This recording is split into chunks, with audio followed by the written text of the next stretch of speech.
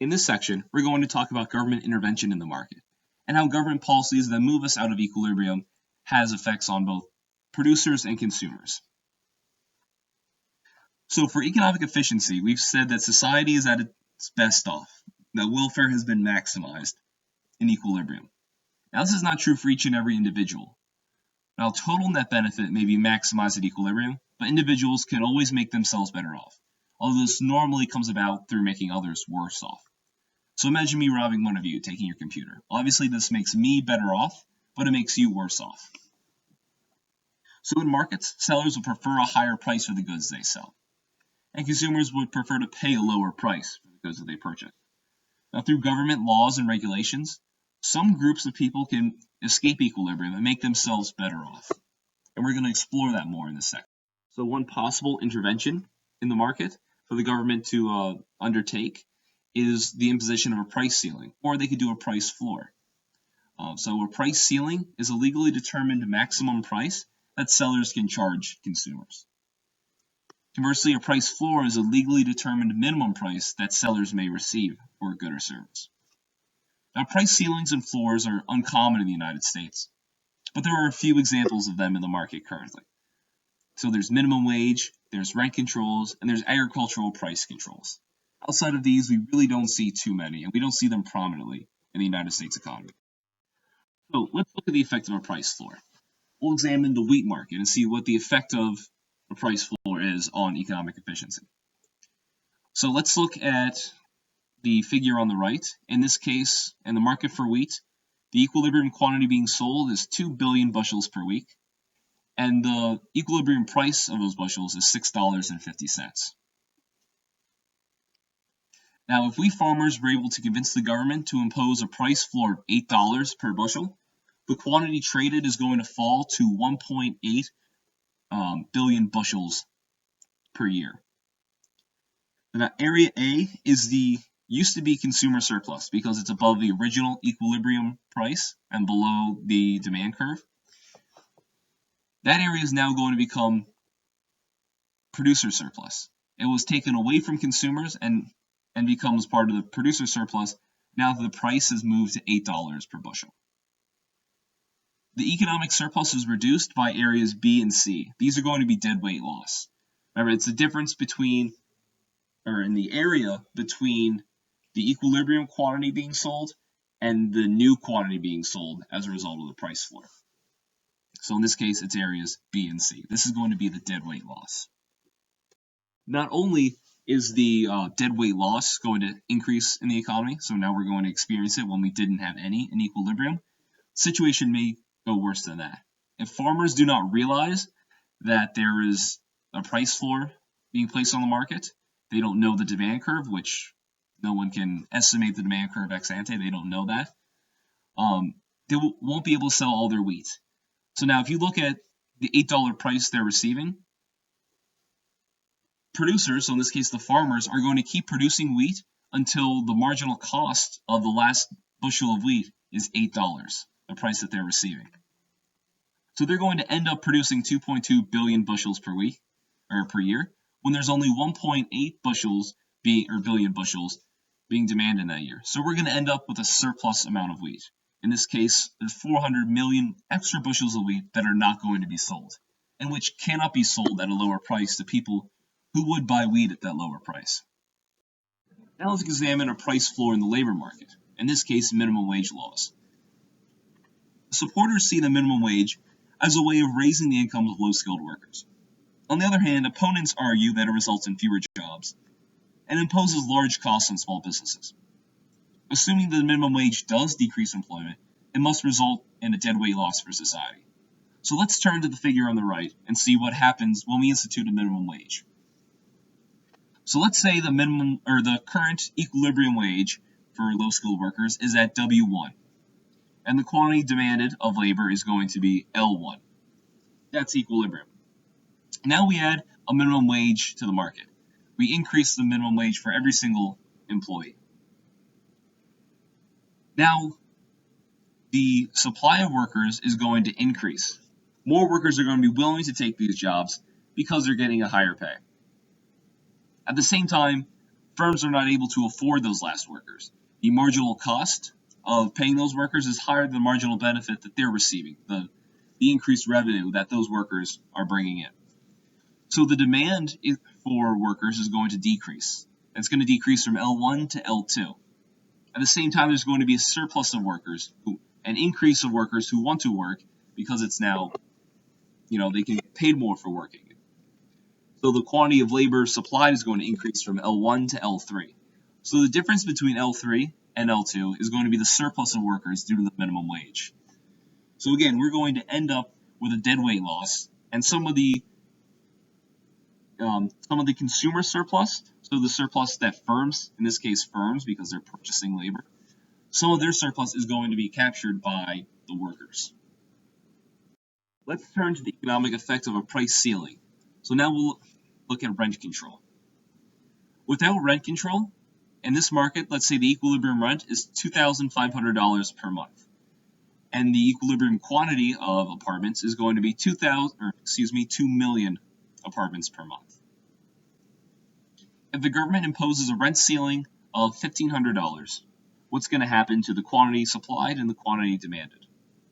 Well, the quantity supplied of apartments is going to decrease. It's going to drop to 1,900,000 because firms or the landlords offering to rent the apartments, it's going to cost them more for those last 100,000 units than they can receive from the renters. At the same time, it's going to increase the number of people who are going to want to rent apartments. So what we end up with is a shortage of apartments. There are fewer apartments being available for rent than what people want to rent. We know there's going to be a shortage, but what's going to happen to producer surplus and consumer surplus? Producer surplus is equal to the area of the blue rectangle. That is going to be transferred from the landlords to the renters. There's a deadweight loss that's going to be represented by areas B and C, between the 2 million apartments that would be rent in equilibrium and the 1,900,000 apartments that are being rented with the rent control. Because those apartments, those 100,000 apartments, are not being rented, there's going to be a deadweight loss to society. So while the direct effect of a rent control is a shortage of housing, there are also indirect effects that result from rent controls. So let's explore this a little bit more. The first indirect effect is discrimination. And by discrimination, I mean choosing to sell based on, or in this case rent, based on other factors besides the willingness to pay. So there's several different non-price methods of rationing goods. Some could be legal and ethical, so maybe how loud the tenant is, how much they party, if they cook smelly foods, things that would make the apartment a less enjoyable place to be, a more difficult living environment for the other people renting. It could be unethical or illegal. It could be like against a protected class, so maybe base it on race, religion, age, things that we've made illegal for good reason. Finally, it could be through personal connections. So it could be, families or friends. Give the apartments to them over giving it to other people. Because there's a shortage of housing and there's more people that want housing than are able to actually get housing, landlords can take their pick. They have more leeway to choose people that they want without any considering about the willingness or ability to pay. We also see an inefficient use of housing. So you can imagine an example of a old couple in a 4-bedroom place that they raise their kids in. Now this place is rent controlled. Let's say it's at $400 a month. This is an extreme example, I know, but it's $400 a month, while a 1-bedroom apartment in the neighborhood now costs upwards of $2,500 a month. So that family is obviously going to stay in that apartment, even if it's too big for them, just because that old couple saves so much money by staying there. So now a family with a bunch of kids now cannot rent this place. It's not available because that old couple staying there saves so much money. They're obviously acting rational. They're acting in their own self-interest. But unfortunately, these laws cause an inefficient usage of housing. So people are going to stay there long after it meets their needs. It also benefits long-run renters over new renters. So long-run renters, say if they've had their rent frozen in the past, like a long time ago, like 1960, price is going to be much lower than if their rent was frozen much more recently, like in 2010. Next is investment in housing decreases. So obviously, if you can't get returns from the rent that meet the cost or exceed the cost of building a building, you're not going to build. You're not going to build a large apartment complex if you're not able to recoup the cost that you're putting into it. So we're going to see a shortage because there's fewer apartment complexes being built, and that shortage is going to persist over time because they're not able to increase the supply to meet the current shortage, to overcome that shortage that we have in the immediate term as a result of rent control. There's going to be a higher relative cost of building from scratch, and this is going to last for a long time. Finally, we're going to see quality deteriorate. If the prices of rent stay the same, but the price of all other goods and services are not going to stay the same. So the cost of maintaining those apartments is going to increase while the amount of money landlords are getting from those apartments are not going to increase. So at first, they'll make repairs less often because, it's less profitable. It costs them relatively more to pay for those repairs. Eventually, the quality of apartments will deteriorate further and further, and it'll cost too much to do those repairs at all. That they're breaking even or they're losing money on the rent from the rent on that apartment before they spend any extra money on it. So in time, they can't afford repairs, and rather than lose money, they'll just abandon apartments. So again, this will further decrease supply in the long run. So while we have a decrease of supply in the short run, of more people that want houses that can get houses, in the long run, it's going to cause fewer and fewer affordable apartments from being built. In case you'd like to see an example from the real world, here's an article from about 2 months ago from New York City. This was published in Reason magazine. New York's progressive rent regulations having the exact same negative consequences that skeptics predicted. So, because landlords were unable to pass along their renovation costs, landlords stopped doing renovations. Now, this is exactly what we predict would happen using the tools of economics.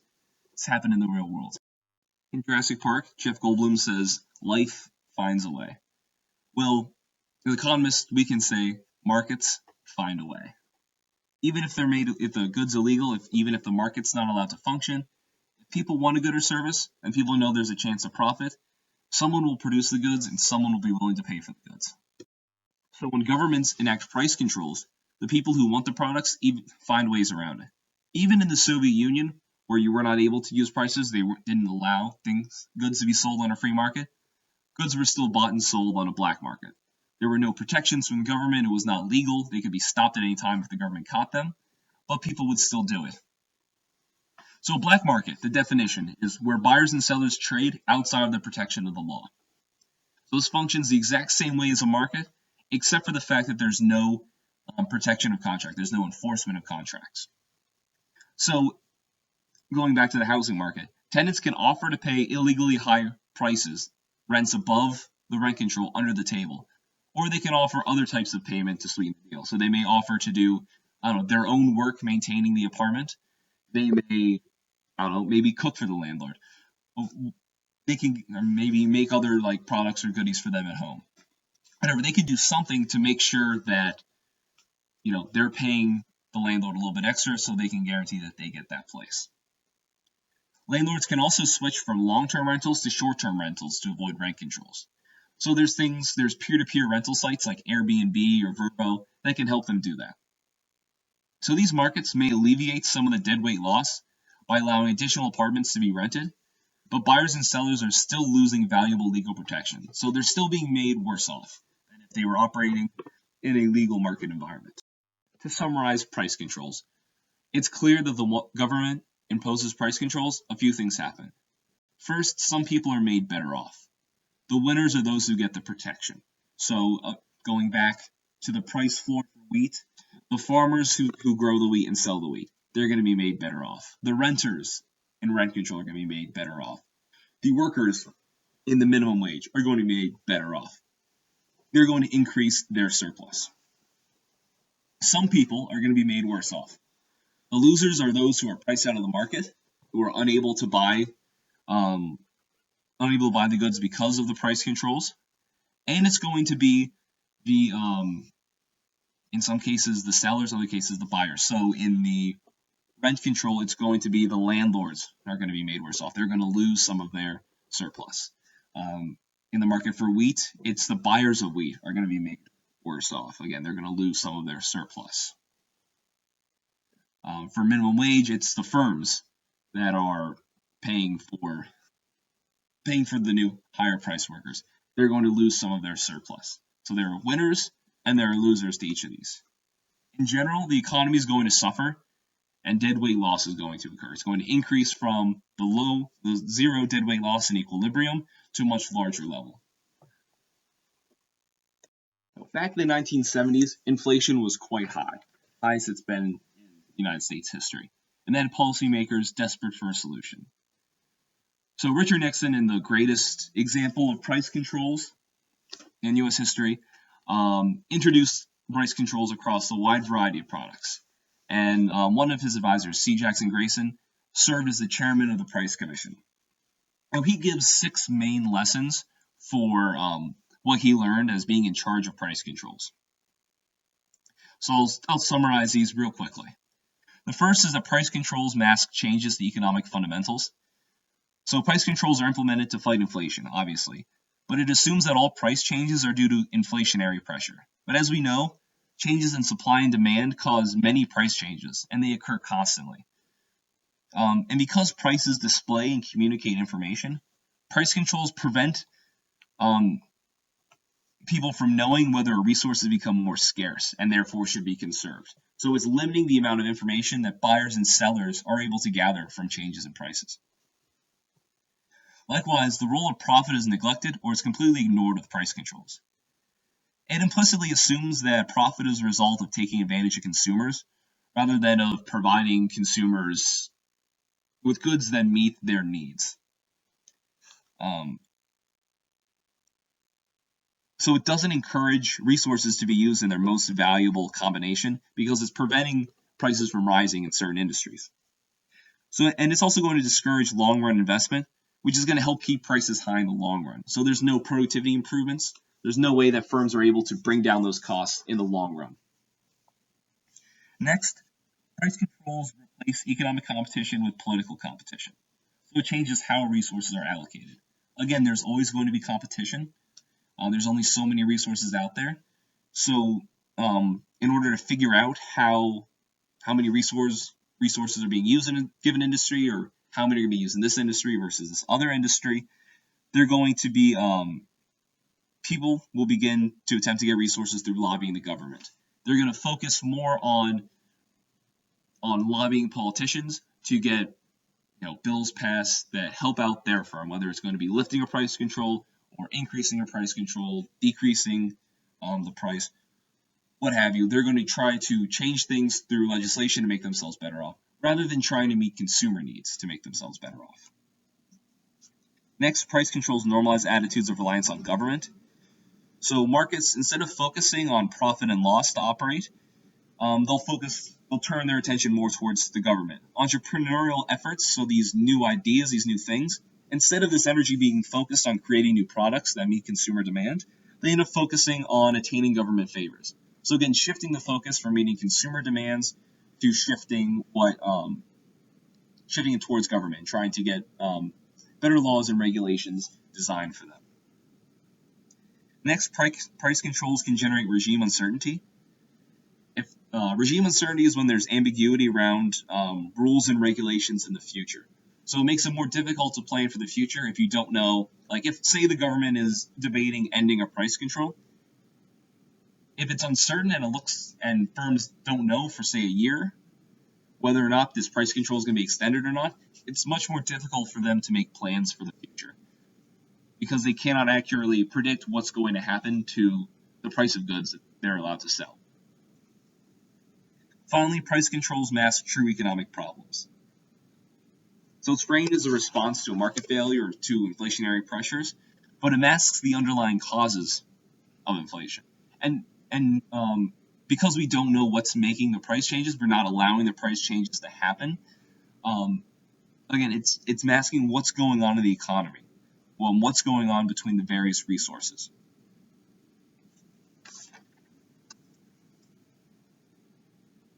Let's end this section by taking a look at the real world again. Why is Uber such a valuable company?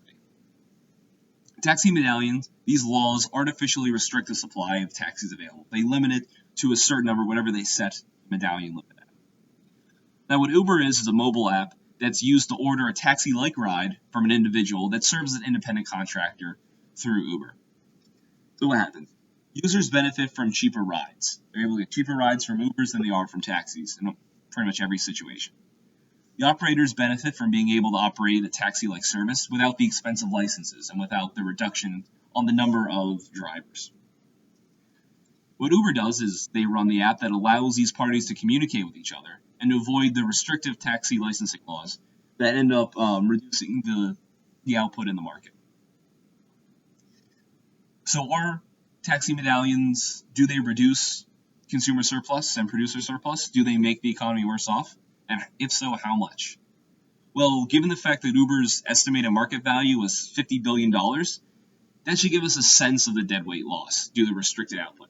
So, because Uber is able to provide all these additional drivers, we now have more people able to earn a living by driving Ubers, and we have more people able to get rides to wherever they want to go because of Uber.